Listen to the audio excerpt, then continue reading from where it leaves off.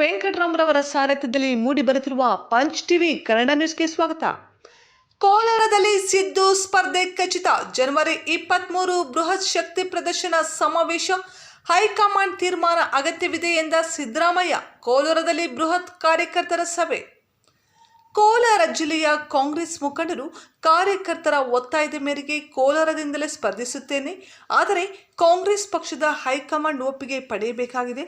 ಇದೇ ಜನವರಿ 23ರಂದು ಕೋಲಾರ ಕ್ಷೇತ್ರದಲ್ಲಿ ಬೃಹತ್ ಕಾಂಗ್ರೆಸ್ ಕಾರ್ಯಕರ್ತರ ಶಕ್ತಿ ಪ್ರದರ್ಶನ ನಡೆಯಲಿದೆ ಎಂದು ಮಾಜಿ ಸಿಎಂ ಸಿದ್ದರಾಮಯ್ಯ ತಿಳಿಸಿದರು. ಕೋಲಾರದಿಂದಲೇ ಸ್ಪರ್ಧಿಸುವುದು ಖಚಿತ ಎಂದು ಘೋಷಣೆ ಮಾಡುತ್ತಿದ್ದಂತೆ ಜಿಲ್ಲೆಯ ಶಾಸಕರಾದ KR Ramesh Kumar, Krishna Byregowda, KY Nanjegowda, MLC Anil Kumar, Nazeer Ahmed, SN Narayanaswamy ಸೇರಿದಂತೆ ವೇದಿಕೆಯಲ್ಲಿ ಮುಖಂಡರು ಸಂತಸದ ಕಡಲಲ್ಲಿ ಸೇರಿದರು.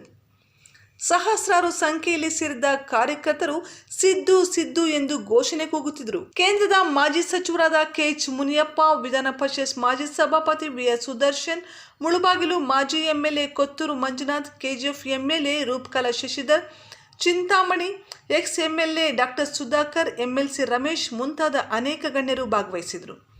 ಕೆಎಚ್ ಮುನಿಯಪ್ಪನವರು ಸಿದ್ದರಾಮಯ್ಯನವರು ಕೋಲಾರಕ್ಕೆ ಕೊಟ್ಟಿರುವ ಕೊಡುಗೆಗಳನ್ನು ಕೊಂಡಾಡಿದರು.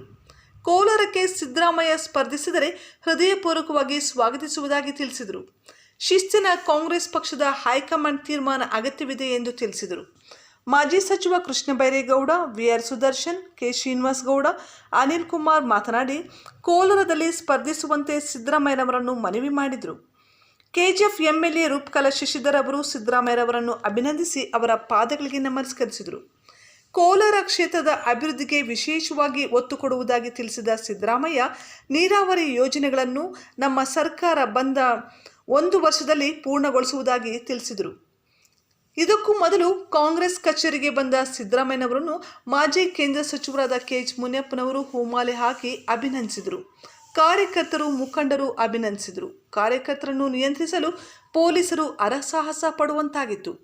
ಬಹಿರಂಗ ಸಭೆಯ ನಂತರ ಕೋಲಾರ ಎಂಎಲ್ಎ ಕೆ ಶ್ರೀನಿವಾಸ್ ಗೌಡರ ಮನೆಯಲ್ಲಿ ಊಟ ಮಾಡಿದ ನಂತರ ಪತ್ರಿಕಾಗೋಷ್ಠಿ ನಡೆಸಿದರು.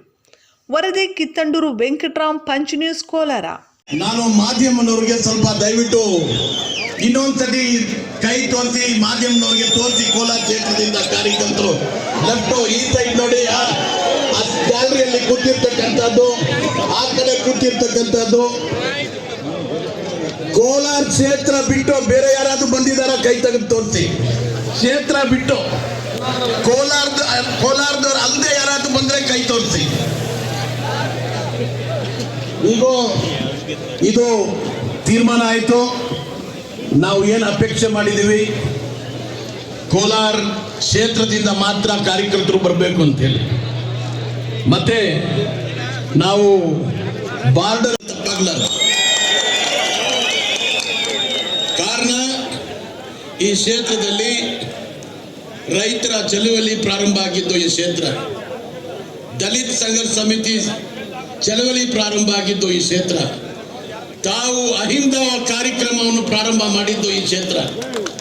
ಹಾಗಾಗಿ ಈ ಕ್ಷೇತ್ರದಲ್ಲಿ ಸುಮಾರು 2,31,000 ಮತದಾರರು ಇದ್ದಾರೆ. ಆ 2,31,000 ಮತದಾರರಲ್ಲಿ ನಿಮ್ಮ ಅಭಿಮಾನಿಗಳು, ಈ ಕ್ಷೇತ್ರಕ್ಕೆ ಸೇರಿರ್ತಕ್ಕಂಥ ರೈತರು, ಮತ್ತೆ ಅಲ್ಪಸಂಖ್ಯಾತರು, ಹಿಂದುಳಿದಕ್ಕಂಥ ಸಮಾಜಕ್ಕೆ ಸೇರಿರ್ತಕ್ಕಂಥ ಮತದಾರರು, ಹರಿಜನರು ಎಲ್ಲ ಸೇರಿದ್ರೆ ಸುಮಾರು 1,80,000 ಜನ ಇದೆ.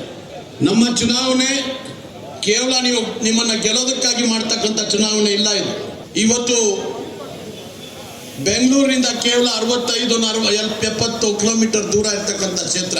ನಾವಿಲ್ಲಿ ಎಲ್ಲ ಸೇರಿರ್ತಕ್ಕಂಥದ್ದು ಕೇವಲ ಕೋಲಾರ ಬಗ್ಗೆ ಮಾತನಾಡೋದಕ್ಕೆ ಸೇರಿರಲಿಲ್ಲ. ನಾವು ಇಡೀ ರಾಜ್ಯಕ್ಕೆ ನೀವು ಪ್ರವಾಸವನ್ನು ಮಾಡಬೇಕು. ನೀವು ಕೇವಲ ಕೋಲಾರಕ್ಕೆ ಬಂದು ನಾಮಿನೇಷನ್ ಹಾಕಿ ಇಡೀ ರಾಜ್ಯಕ್ಕೆ ನೀವು ಹೋಗ್ಬೇಕು ಅಂತ ಹೇಳಿ ತೀರ್ಮಾನ ಮಾಡೋದಕ್ಕಾಗಿ ಇವತ್ತು ಈ ಜನ ಬಂದಿದ್ದಾರೆ ಅಂತ ಹೇಳಿದ್ರೆ ತಪ್ಪಾಗಿದೆ.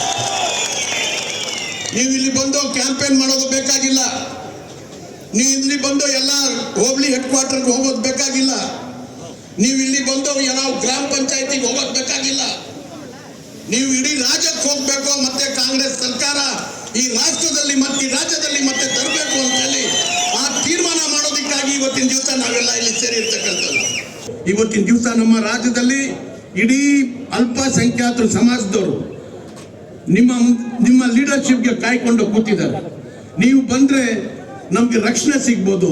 ನೀವು ಬಂದ್ರೆ ನಮ್ಮ ಇವತ್ತಿನ ದಿವಸ ನಮ್ಮ ಮೇಲೆ ಒಂದು ಟಾರ್ಚರ್ ನಡೀತಾ ಏನಿದೆ, ನಮ್ಮ ಬಗ್ಗೆ ಯಾವ ರೀತಿ ಪ್ರತಿ ದಿವಸ ಏನಾದರೂ ಒಂದು ಸೃಷ್ಟಿ ಮಾಡಿ ತೊಂದರೆಯನ್ನು ಮಾಡ್ತಿದ್ದಾರೆ, ಅದನ್ನ ಸರಿಪಡಿಸಬೇಕಾದ್ರೆ ಮತ್ತೆ ನೀವು ಬರಬೇಕು, ಮತ್ತೆ ನಿಮ್ಮ ಸರ್ಕಾರ ಬರಬೇಕು, ಕಾಂಗ್ರೆಸ್ ಪಕ್ಷ ಬರಬೇಕು ಅಂತ ಹೇಳಿ ಆ ತೀರ್ಮಾನ ಮಾಡಿ ಪ್ರತಿಯೊಬ್ಬರು ಹೆಚ್ಚಿನ ಸಂಖ್ಯೆಯಲ್ಲೂ ಸಹ ಇವತ್ತಿನ ದಿವಸ ಇಲ್ಲಿ ಜನ ನಮ್ಮ ಸಮಾಜದವರು ಬಂದಿದ್ದಾರೆ ಅಂತ ಹೇಳಿ ಸನ್ಮಾನ್ಯ ಸಿದ್ದರಾಮಯ್ಯನವರು ಜನಸಂಖ್ಯೆ ಆಧಾರದ ಮೇಲೆ 24.1% ಪರಿಶಿಷ್ಟ ವರ್ಗ ಬುಡಕಟ್ಟಿನವರಿಗೆ ಬಡ್ಜೆಟ್ನಲ್ಲಿ ಪ್ರಾವಿಷನ್ ಮಾಡಿ ಅವರ ಅಭಿವೃದ್ಧಿಗೆ ಪ್ರತಿ ವರ್ಷ 30,000 ಕೋಟಿಗಿಂತ ಕಡಿಮೆ ಇಲ್ಲದಂಥ ಒಂದು ಇತಿಹಾಸ ಸುವರ್ಣಾಕ್ಷರಗಳಲ್ಲಿ ಬರುವಂಥ ಕೆಲಸವನ್ನ ಭಾರತದ ಎಲ್ಲ ರಾಜ್ಯಗಳಿಗಿಂತ ಮೊದಲು ಮಾಡಿದಂಥ ಕೀರ್ತಿ ಸನ್ಮಾನ್ಯ ಸಿದ್ದರಾಮಯ್ಯನವರಿಗೆ ಕಾಂಗ್ರೆಸ್ ಪಕ್ಷಕ್ಕೆ ಸೇರ್ಬೇಕಾರೆ ಇಂತಹ ಹಲವಾರು ಕಾರ್ಯಕ್ರಮಗಳನ್ನು ಅವರು ಕೊಟ್ಟಿದ್ದಾರೆ.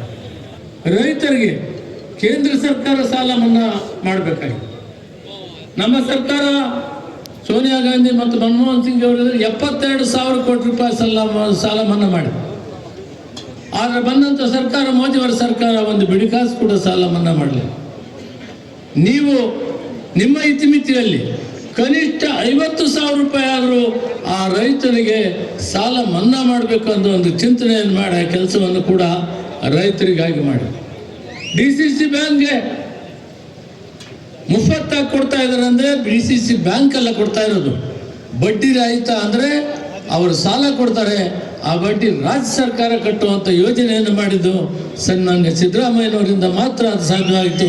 ಒಂದು ಸಿಸ್ಟಮ್ ಇದೆ, Pradesh election committee, screening committee ಮತ್ತು ಸೆಂಟ್ರಲ್ ಎಲೆಕ್ಷನ್ ಕಮಿಟಿ, ಇವೆಲ್ಲವೂ ಕೂಡ ಒಂದು ಪ್ರೋಸೆಸ್ಸಲ್ಲಿ ಪ್ರದೇಶ್ ಕಾಂಗ್ರೆಸ್ ಅಧ್ಯಕ್ಷರಾಗ್ಬೋದು, CLP ನಾಯಕರಾಗ್ಬೋದು, ಈ ಪ್ರೋಸೆಸ್ ಮುಖಾಂತರನೇ ಆಯ್ಕೆ ಆಗಬೇಕು.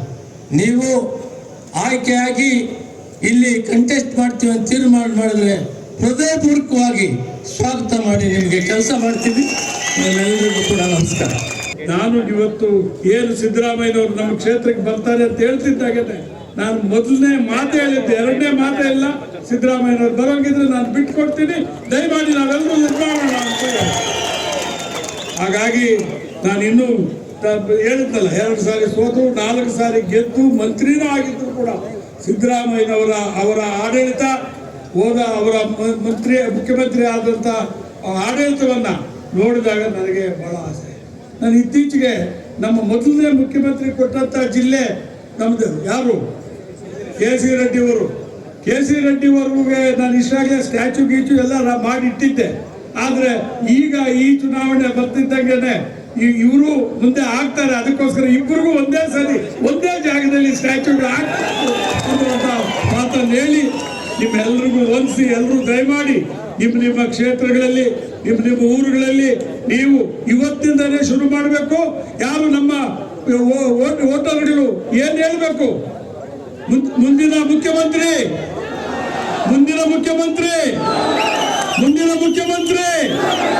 ಈ ಕ್ಷೇತ್ರದಿಂದ ಕರ್ನಾಟಕ ಪ್ರದೇಶ ಕಾಂಗ್ರೆಸ್ ಸಮಿತಿಯ ಅನುಮೋದನೆಯೊಂದಿಗೆ, ಅಖಿಲ ಭಾರತ ಕಾಂಗ್ರೆಸ್ ಸಮಿತಿಯ ಅನುಮೋದನೆಯೊಂದಿಗೆ ಈ ಕ್ಷೇತ್ರದ ಕಾಂಗ್ರೆಸ್ ಪಕ್ಷದ ಅಭ್ಯರ್ಥಿಯಾಗಿ ನಿಮ್ಮೆಲ್ಲರ ಸರ್ವಾನುಮತದ ಅಭಿಪ್ರಾಯದೊಂದಿಗೆ ಮಾನ್ಯ ಸಿದ್ದರಾಮಯ್ಯನವರು ಚುನಾವಣೆಯಲ್ಲಿ ಸ್ಪರ್ಧೆ ಮಾಡಬೇಕು ಅಂತೇಳಿ ನಿಮ್ಮೆಲ್ಲರ ಒತ್ತಾಯದೊಂದಿಗೆ ಅವರನ್ನ ಈ ಪ್ರಸ್ತಾವನೆಯನ್ನು ಸಭೆ ಮುಂದೆ ಇಡ್ತಾ ಇದ್ದೀನಿ. ನೀವೆಲ್ಲ ಎತ್ತರಿಂದ ಅನುಮತಿಸಬೇಕು, ಚಪ್ಪಾಳೆ ತಟ್ಟೋದು ಅಂತ. KH ಮುನಿಯಪ್ಪನವರ ಆದಿಯಾಗಿ ಎಲ್ಲರೂ ಕೂಡ ಒತ್ತಾಯ ಮಾಡಿದ್ದಾರೆ. ಆಮೇಲೆ ಮಾತಾಡದಿದ್ದವರು ಕೂಡ ಇದ್ದಾರೆ. ನೀವೆಲ್ಲ ಒಬ್ಬರಲ್ಲಿಂದ ಒತ್ತಾಯ. ಈ ಕ್ಷೇತ್ರದ ಜನರು ಬಹಳ ಮುಖ್ಯ, ಮತದಾರರು ಮುಖ್ಯ, ಆಮೇಲೆ ನಾಯಕರು. ಜನರ ಆಶೀರ್ವಾದ ಇದ್ದರೆ ಮಾತ್ರ ರಾಜಕೀಯದಲ್ಲಿ ನಾವು ಉಳಿಲಿಕ್ಕೆ ಸಾಧ್ಯ ಆಗ್ತದೆ, ಇಲ್ಲೇ ಹೋದ್ರೆ ಆಗಲ್ಲ. ನಮ್ಮ ಕ್ಷೇತ್ರದಲ್ಲಿ ಬಂದು ನಿಂತ್ಕೊಂಡ್ರೆ ನಾನು ಮತ್ತೆ ನಿಲ್ಲಲ್ಲ, ನಿಮಗೆ ಬೆಂಬಲವನ್ನು ಕೊಡ್ತೇನೆ ಅಂತ ಮುನಿಯಪ್ಪನವರು ಇಲ್ಲಿ 7 ಬಾರಿ ಲೋಕಸಭಾ ಸದಸ್ಯರಾಗಿದ್ದರು, ಕೇಂದ್ರದಲ್ಲಿ ಮಂತ್ರಿಯಾಗಿದ್ದಂತೆ. Is our party senior leader. Ramesh Kumar ನನಗಿಂತ ಸೀನಿಯರ್, 78ರಲ್ಲಿ MLA ಆಗಿದ್ದರು. ನಾನು 83ರಲ್ಲಿ MLA ಆಗಿದ್ದೆ. ಅವರು ನೀವು ಬರಬೇಕು ಅಂತ ಹೇಳ್ತಾ ಇದ್ದಾರೆ. ನಜೀರ್ ಅವರು ಕೂಡ ಹಿಂದೆ ಮಂತ್ರಿ ಆಗಿದ್ದವರು, MLC ಆಗಿದ್ದಾರೆ. ಈಗ ಅವರು ಕೂಡ ಹೇಳ್ತಾರೆ, ಸುಧರ್ ಹೇಳ್ತಾರೆ, ಬೈರೇಗೌಡ, ಕೃಷ್ಣ ಬೈರೇಗೌಡ ಇದ್ದಾರಲ್ಲ, ಅಲ್ಲ ಬೈರೇಗೌಡರ ತಂದೆ ಬಹಳ ನನಗೆ ಆಪ್ತ ಸ್ನೇಹಿತರು. ಅವ್ರ ಮಗ ಕೂಡ ಹೇಳ್ತಾ ಇದ್ದಾರೆ, ಅವರು ಈ ಕ್ಷೇತ್ರ ವೇಮಗಲ್ ಕ್ಷೇತ್ರದ ಶಾಸಕರಾಗದೇ ಇರ್ಬೋದು ಅಲ್ಲ ಈಗ, ಆದ್ರೆ ಇಲ್ಲಿ ವೇಮಗಲ್ ಕ್ಷೇತ್ರದಿಂದ 2 ಬಾರಿ ಶಾಸಕರು. ಅವರು ಹೇಳ್ತಾ ಇದ್ದಾರೆ ನೀವು ಇಲ್ಲಿ ಬಂದೇ ನಿಂತ್ಕೊಳ್ಳಿ ಅಂತ ಹೇಳ್ತಾ ಇದ್ದಾರೆ.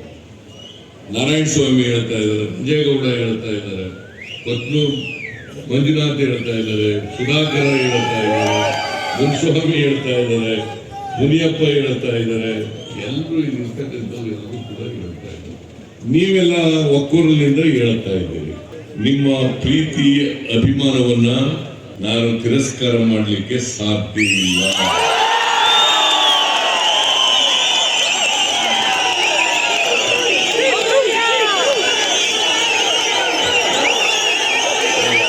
ಕೋಲಾರದಿಂದ ಇಷ್ಟೆಲ್ಲ ಹೇಳಿದ್ಮೇಲೆ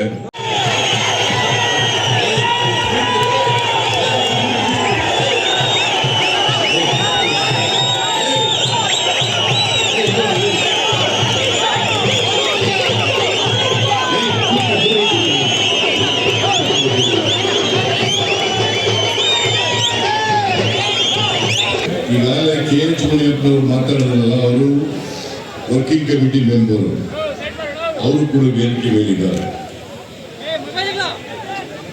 ನಾನು ಈ ಕ್ಷೇತ್ರದಿಂದ ಸ್ಪರ್ಧೆ ಮಾಡಬೇಕು ಅಂತ ತೀರ್ಮಾನ ಮಾಡಿದ್ದೀನಿ. ಆದರೆ subject to approval by the high command.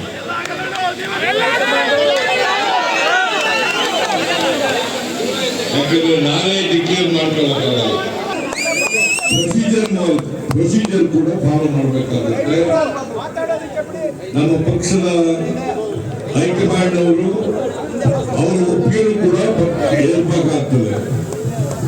ಇದನ್ನ ನಾನು ಸ್ಪಷ್ಟವಾಗಿ ಹೇಳಲಿಕ್ಕೆ ಬಯಸ್ತಾ ಇದ್ದೇನೆ. ಸಿದ್ದರಾಮಯ್ಯನವರಿಗೆ ವಿಶೇಷ ಪ್ರಿವಿಲೇಜ್ ಇಮ್ಯುನಿಟಿ ಇಲ್ಲ, ಎಲ್ಲರಿಗೂ ಇರೋ ರೀತಿಯಲ್ಲೇ ನನಗೂ ಕೂಡ ಪ್ರಿವಿಲೇಜ್ ಇಮ್ಯುನಿಟಿ ಈ ಸರ್ಕಾರದಲ್ಲಿದೆ.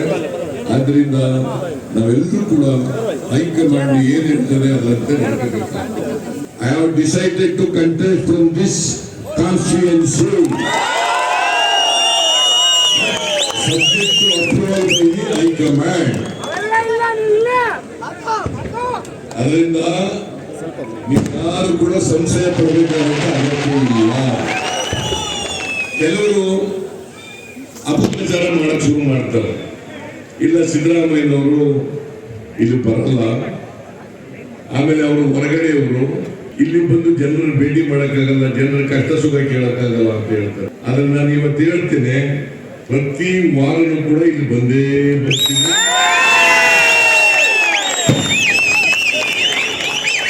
ನಾನು ಯಾರೇ ಕಾರ್ಯಕರ್ತರು ಇವತ್ತಿನವರೆಗೆ ನನ್ನ ಸಂಪ್ರದಾಯ ಇರ್ತಕ್ಕಂಥದ್ದು, ಲೀಡರ್ಗಳ ಮೂಲಕ ಬಂದು ಕಾರ್ಯಕರ್ತರು ಅವ್ರ ಕಷ್ಟ ಸುಖ ಬಂದು ಹೇಳ್ಕೋಬೇಕಾದಂತ ಅಗತ್ಯ ಇಲ್ಲ. ನೇರವಾಗಿ ಚೆಡ್ಡಿ ಹಾಕಿರೋರು ಕೂಡ ಬಂದು ಯಾರು ಬೇಕಾದ್ರೂ ಕೂಡ ಬಂದು ಭೇಟಿ ಮಾಡಬಹುದು.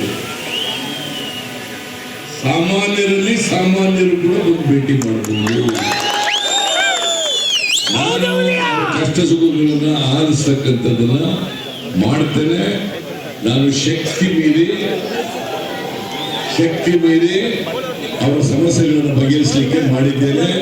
ಇವತ್ತು 40 ವರ್ಷಗಳ ನನ್ನ ರಾಜಕೀಯ ಜೀವನದಲ್ಲಿ ಎಲ್ಲಾ ಕ್ಷೇತ್ರಗಳಲ್ಲೂ ಕೂಡ ಜನಪರವಾದಂತ ಕೆಲಸ ಮಾಡ್ಕೊಂಡು ಬಂದಿದ್ದೀನಿ. ಇಡೀ ರಾಜ್ಯದ ಜನರ ಕೆಲಸವನ್ನ ಬಡವರು, ದಲಿತರು, ಹಿಂದುಳಿದವರು, ರೈತರು, ಅಲ್ಪಸಂಖ್ಯಾತರು, ಮಹಿಳೆಯರು, ಇವರೆಲ್ಲರ ಕೆಲಸವನ್ನು ಯಾರು ಅವಕಾಶಗಳಿಂದ ವಂಚಿತರಾಗಿರ್ತಕ್ಕಂಥ ಜನ ಇದ್ದಾರೆ ಅವೆಲ್ಲರ ನೆರವಿಗೆ ಹೋಗ್ತಕ್ಕಂಥದ್ದು ಮೊದಲಿಂದ ಮಾಡಿದ್ದೀನಿ, ಮುಂದೆನೂ ಕೂಡ ಮಾಡುತ್ತೆ.